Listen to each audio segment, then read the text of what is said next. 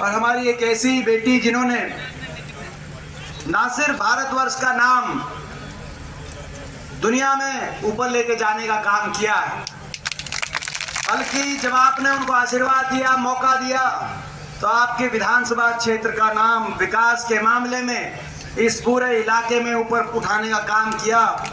कहीं अंतर्राष्ट्रीय स्टेडियम बन रहे हैं, कहीं सड़कें बन रही हैं, कहीं पीने पानी की व्यवस्था की जा रही है, और दिन रात मेहनत करके इस क्षेत्र, जिस क्षेत्र में विकास की जरूरत थी, हम आते थे बचपन से देखते थे, अगर विकास का पहिया घुमा है तो पिछले 5 साल में यहाँ पे विकास का पहिया घुमा है। और मैं बधाई देना चाहता हूँ, जैसे डिस्कस को घुमा के आपने देश का नाम और रूप ऊंचा उठाया था, ऐसे विकास के पहिए को घुमाकर आपने अपने विधानसभा क्षेत्र को विकास में ऊपर उठाने का काम किया।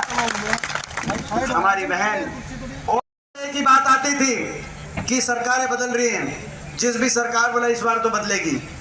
25 साल के बाद राजस्थान में भी इतिहास बदल रहा है और सदुलपुर में भी इतिहास बदल रहा है। राजस्थान में भी कांग्रेस पार्टी की सरकार बन रही है और इस सरकार में बहुत बड़ी जिम्मेदारी कृष्णा बहन को हमें मिलने जा रही है। मैं कह सकता हूँ आपसे, इतिहास बदल भी रहा है, इतिहास रच भी रहा है और बदलना भी चाहिए। ये सरकार बनी है दिल्ली में, भाजपा सरकार की बात कहना चाहता हूँ।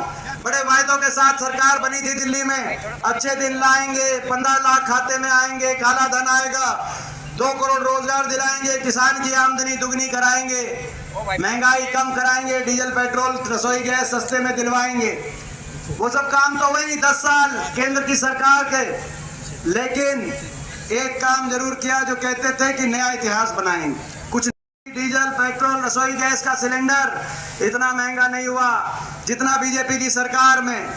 75 साल में देश में बेरोजगारी इतनी नहीं हुई जितना बीजेपी की सरकार में। 75 साल में गरीब अमीर में उतना अंतर नहीं हुआ।